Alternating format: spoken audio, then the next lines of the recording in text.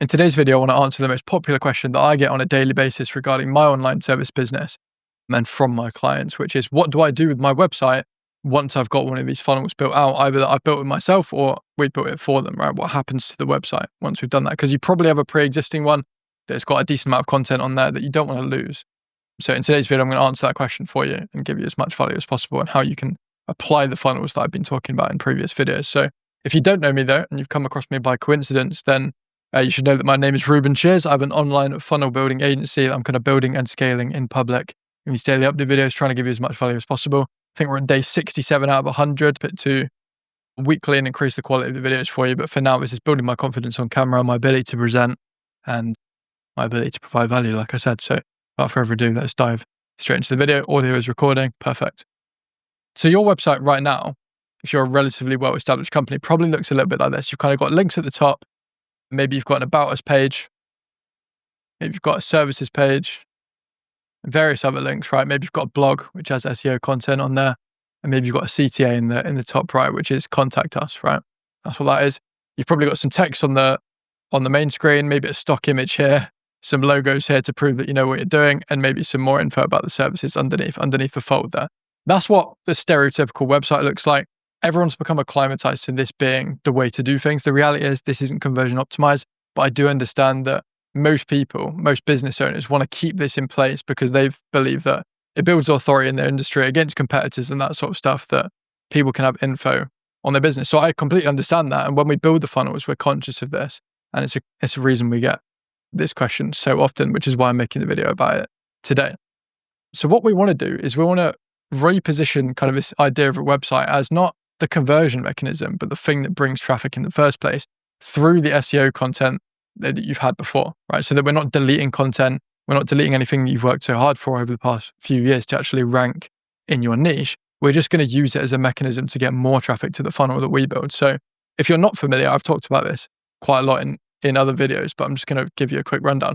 The landing page that we build looks a lot like this. So there's no links at the top. It's just kind of an offer headline that shows who you are, what you do, and the transformation you provide in the first 5 seconds to increase retention and hook them into watching this video. We've got a video sales letter, which is pre-handling objections, pre-warming people to your service before the actual sales call they take or the webinar that they jump on.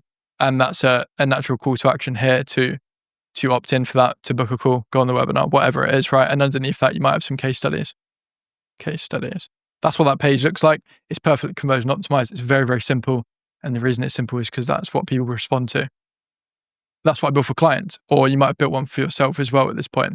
But we don't want it to replace the website because you've got a lot of authority there and it can actually be converted into a traffic generation mechanism. So what we need to do is realize that with the website, we can send the traffic to the VSL page this way, even if it's on a different platform. So what we'll do is we will set up the VSL funnel on what we call a subdomain. So instead of www dot and then your domain.com,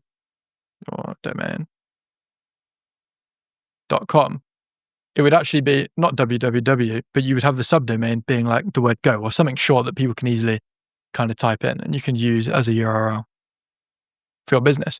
Then you can have both up at the same time. You can have the funnel up and the website up, and then you haven't removed anything, you haven't deleted anything, and you haven't mitigated your potential for your business at all. So what we'll do is once you've got those both live, is that contact us button, contact, that you have on your page right now, instead of saying contact, we're going to make it say learn more.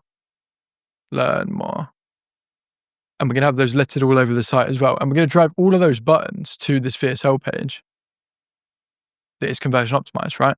That way, the funnel actually looks a little bit more like this now. We have the website at the top that's bringing in kind of organic traffic, the VSL funnel in the middle, and then obviously the sales call at the end, right? That's kind of what it looks like. Top of funnel, middle of funnel, bottom of funnel, right? The other thing that you can do with this VSL page and how to apply it massively is that you can actually add something in here to the top of the funnel as well, which is social media, right? So what I would advise doing, instead of having your website link in your profiles on, I'm talking YouTube, LinkedIn, Instagram, that sort of stuff, I would have the VSL link, which is the subdomain one, so the go dot and then your domain as the link in bio. That's going to get you more traffic directly to that page and people are going to get converted more.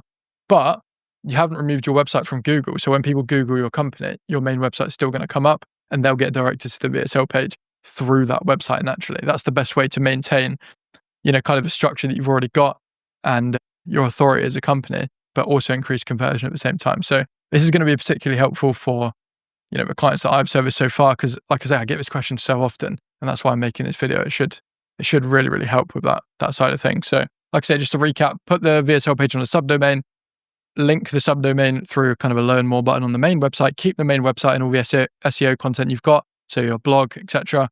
And then make sure your VSL page is linked directly in all your linking bios for your founders, co-founders, everyone who's generating traffic to the company. That's the best way to apply it. Hopefully that helps with just realizing that we're not deleting anything on your end. We're just trying to maximize the potential of your business in these times of people not having attention spans anymore. People really, really don't have attention spans anymore due to social media, that sort of stuff.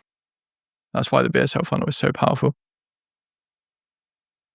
So now let's just check my metrics for the day. What we've done in the last 24 hours, we've got 153 on YouTube and 9281 on LinkedIn, which is growth again. Amazing. You can see my trajectory on YouTube over time. Started on the 3rd of August, had 30 subscribers. We're now on 153. Super happy with that. And LinkedIn's growing very consistently as well.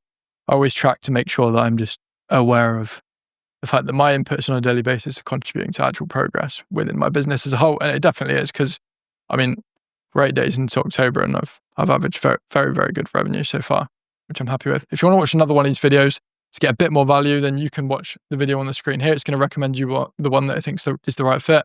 And other than that, I will see you in the next one.